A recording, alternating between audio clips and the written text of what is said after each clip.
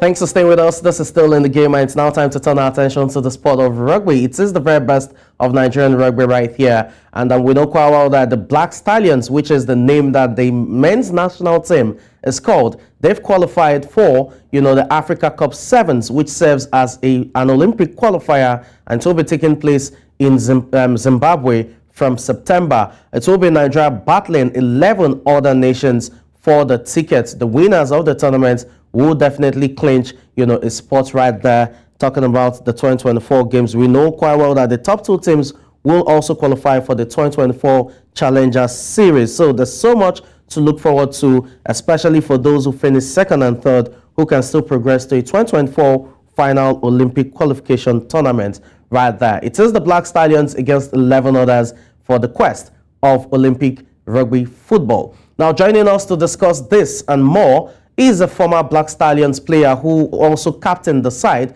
and is currently the general manager of the Nigerian Rugby Football Federation, Azeez Ladipo, who joins me this morning. Good morning. It's good to have you on the show. Good morning, Samson. Thank you very much. Thank you so much. Okay, let's get into it because there's so much to touch on right about now. As quickly as you can, what is the current state of rugby in Nigeria, considering we just got off a 2-year ban from World Rugby? Oh well, it's been a start and stop situation. We've been in formative stages for so long, but then back here in Nigeria we have something great coming up. It has always been like that. We have local rugby starting to bounce back gradually. Last weekend we played the Racing Tens tournament. That's like an annual tournament hosted by the Racing Rugby Club of Lagos. Up north in the northern region, they had recently the Lilica Cup, the Lilica Trophy, which was played for. It was the competitions was between Kano, Kano's Barewa Rugby Club, they had Zaria Rugby Club, Sabon Gari Rugby Club, and what have you. So not so long ago, we had the National Women's Tournament, seven aside, in Delta. For a very long time, we haven't had a sevens tournament for ladies.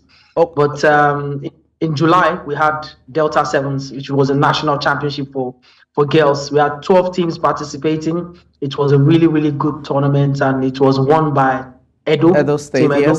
Let me butt in, please. Let me butt in. You preempted my next question, which had to do with female rugby, and we have to look at that as quickly as we can. We know quite well that the Rugby Football Federation are doing so much to get the sport back to its lofty heights, prior to that suspension, as it were. Now, you touched on the female, women's sevens rugby tournament, which Edo State won, by the way. How much of an impact does that have on growing the women's game in Nigeria? Yeah, well, I've always been a very big advocate of women rugby, because I feel like the women folks can take us faster and quicker to the destination. So yeah, I feel like it's been a long time for them. They haven't played, they haven't seen action, and they needed to do something. We needed to do something in that area, and luckily for us, the governor of Delta State, Governor Sheriff, in conjunction with the Commissioner for Sports, Chief Tonobo Okowa, they agreed to host us, and that was a good facility there, you see. So yeah, I feel like female rugby, the impact has been very enormous. What we have seen in the last couple of weeks that followed that tournament is that the girls have now started, the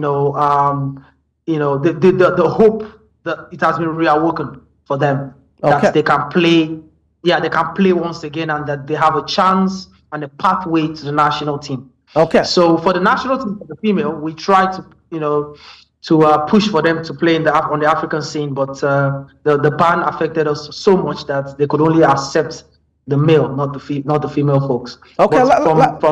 From next year, I'm sure they'll play.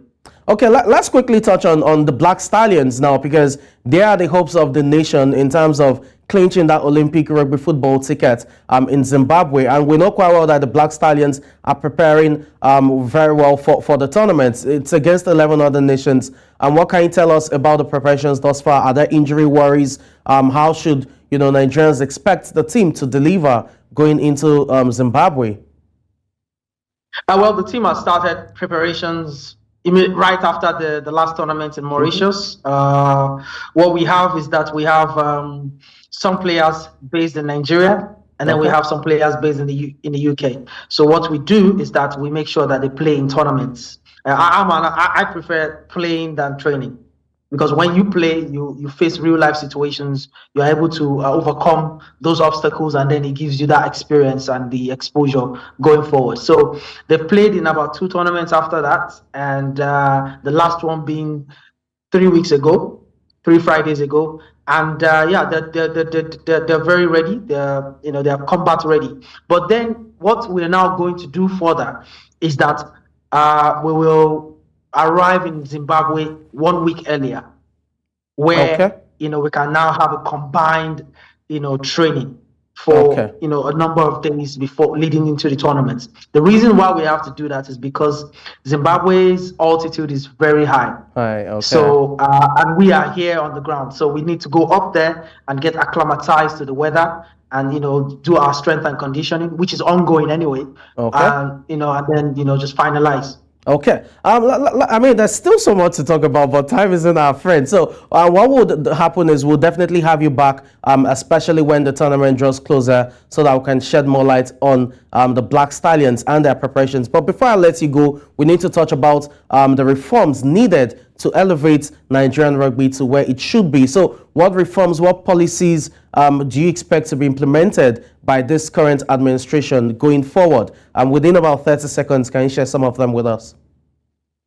When you say current administration, do you mean the rugby administration? Yes, the rugby administration, that's what I mean. Yeah. So basically, we have a strategic plan for 4 years, 4 or 5 years. And the aim is to go into schools and create a rugby culture in there.